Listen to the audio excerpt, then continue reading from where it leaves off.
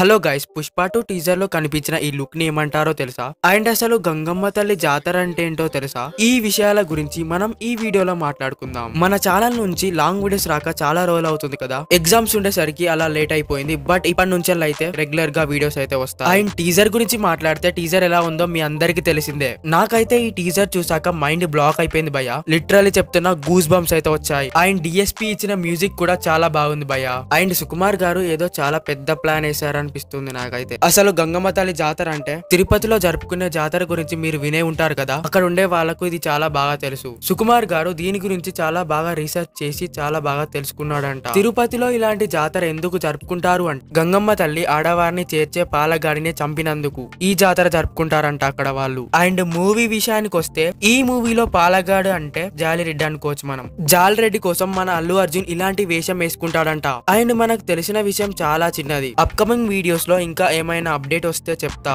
But నాదొక చిన్న request, మన ఛానల్ 50K కి చాలా అంటే చాలా దగ్గరలో ఉంది. Please do like and share and subscribe. So video అయితే ఇంతే గైస్, బాయ్.